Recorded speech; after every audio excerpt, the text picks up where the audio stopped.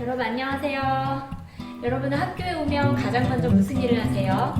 선생님은 오늘 할 일을 종이 정리를 해보고 하는데요. 이렇게 우리는 매일매일 일을 하면서 살아갑니다. 그런데 과학에서 말하는 일은 일상생활에서의 일과는 많이 다르답니다. 그래서 오늘은 과학에서 말하는 일에 대해서 공부해 보도록 하겠습니다. 다음 애니메이션을 보고 누가 더 일을 많이 했는지 생각해 보세요. 책상을 5m나 밀었어. 무거운 상자를 1m나 들어 올렸어. 과학에서 누가 더 많은 일을 했다고 할 수 있을까? 잘 보셨나요? 누가 더 일을 많이 했을까요? 그걸 알기 위해서는 과학에서 말하는 일이 무엇인지 알아야 되겠죠? 과학에서 말하는 일이란 물체에 힘을 작용하여서 물체가 힘을 준 방향으로 이동을 했다면 그것을 일을 했다고 말을 합니다. 이때 물체의 한 일의 양은 어떻게 비교하면 좋을까요? 그림을 보면서 같이 생각해 보도록 하겠습니다. 첫 번째 그림입니다. 이 그림에서 왼쪽에 있는 사람은 빈 상자를 들고 있고요. 오른쪽에 있는 사람은 물건이 가득 든 상자를 들고 있습니다. 두 사람이 똑같은 높이만큼 상자를 끌어올렸다고 했을 때 일의 양에 영향을 주는 요소는 무엇이었을까요? 자, 두 번째 그림 보시겠습니다. 똑같은 두 개의 카트를 한 사람은 이만큼 밀었고요. 아래 사람은 더 많이 밀었어요. 이 경우에 일의 양에 영향을 미치는 요소는 무엇이었을까요? 여러분, 그림을 보면서 일의 양에 영향을 미치는 요소 두 가지 찾아보셨나요? 자, 그러면 선생님과 함께 정리해 봅시다. 첫 번째 요소는 카트 밀었을 때의 경우에요. 물체의 한 일의 양은 이동한 거리가 클수록 이동한 거리에 영향을 받습니다. 두 번째 요소는요. 작용한 힘이 클수록입니다.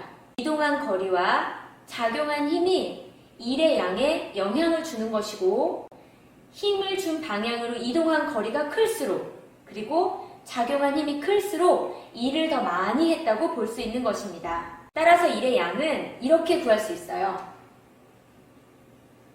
일은 작용한 힘 곱하기 힘을 준 방향으로 이동한 거리로 계산할 수가 있고요. 이때 일을 work라고 해서 이 일의 약자로 W라고 쓰기도 하고요. 힘은 force라고 해서 이 힘의 약자로 F라고 쓰고요. 힘의 방향으로 이동한 거리를 shift라고 해서 약자로 S로 나타내기도 합니다. 그래서 W는 FS 이렇게 공식을 외우기도 하는데요. 이 공식에 단위가 있습니다. 일의 단위는 J라고 쓰고 읽을 때는 줄이라고 읽고요. 힘의 단위는 뉴턴. 뉴턴은 한번 우리 들은 적 있었죠.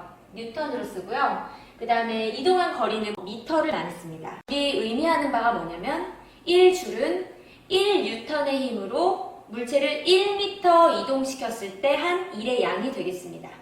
자, 그러면 여러분이 잘 이해했는지 확인하기 위해서 몇 가지 문제 풀고 마무리 짓겠습니다. 첫 번째 문제입니다.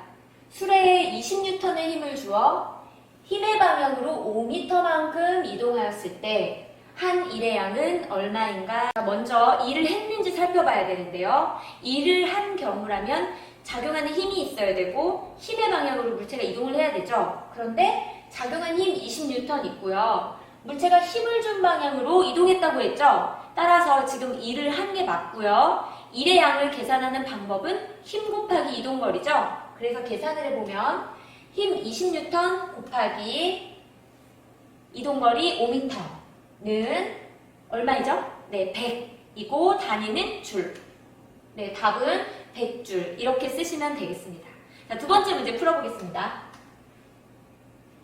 학교 생활에서 일어나는 여러 상황 중에서 일의 양이 0인 경우의 예를 두 가지만 찾아서 써보자. 여러분 한번 생각해 보시고요. 선생님이 준비한 그림 보면서 여러분도 같이 참고해서 고민해 보시면 좋을 것 같습니다. 자, 이건 학교 생활은 아닌데요.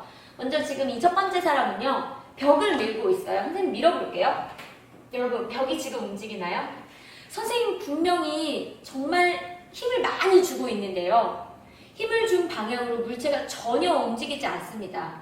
따라서 이때 일의 양은 힘 곱하기 이동거리가 0이기 때문에 어떤 숫자 곱하기 0을 하면 무조건 0이 나오죠. 그래서 첫 번째 벽을 민 경우는 이동거리가 0이라서 일의 양이 0이 나오겠고요. 두 번째는 문 위에서 썰매를 타고 썰매가 움직이고 있는데요. 이거는 지금 힘을 준 방향으로 움직이는 것 같은데 이건 왜 일의 양이 0인 경우의 예시일까요? 예, 맞습니다. 우리가 물체를 움직일 때 힘을 주는 이유는 그 물체의 움직임을 방해하는 힘이 있기 때문입니다. 예를 들어 지금 여기에 리모컨이 있는데요. 선생님이 이 리모컨을 들기 위해서 이렇게 힘을 줘야 되죠. 이 힘을 줘야 되는 이유는 이 리모컨에 중력의 힘이 작용하기 때문에 선생님이 이 중력만큼의 힘을 줘야만 이 물체가 움직이고, 그러니까 선생님은 이동한 거리 곱하기 힘 해서 일을 한 것입니다. 이 눈썰매의 경우를 보시면 눈과 썰매 사이에 마찰력이 거의 존재하지 않아요. 그러면 힘을 주지 않아도 썰매가 이동을 합니다. 그러니까 이동거리는 있는데 힘이 없는 거예요. 따라서 0 곱하기 이동거리니까 일의 양이 0이 됩니다. 자, 마지막으로 이 사람은 지금 가방을 들고 앞으로 걸어가고 있습니다. 이 가방에 작용하는 힘은 어떤 방향으로 작용하고 있나요? 여기 화살표처럼 가방을 들어야 되니까 중력에 반해서 위로 힘을 주고 있습니다. 그런데 물체가 이동하는 방향은 이 힘의 방향과 수직이 되는 방향으로 이동을 하고 있죠. 따라서 힘의 방향과 이동 방향이 수직이 되면 일의 양은 0이 되겠습니다. 여러분, 선생님이 지금 일의 양이 0인 경우를 예시를 들었는데요. 여러분도 이거 말고 학교 생활에서 일의 양이 0인 경우가 어떤 경우가 있는지 생각해보면 좋을 것 같습니다. 오늘도 여러분 너무 고생하셨고요. 다음 시간에는 에너지에 대해서 공부해 보도록 하겠습니다. 우리 다음 시간에 또 만나요.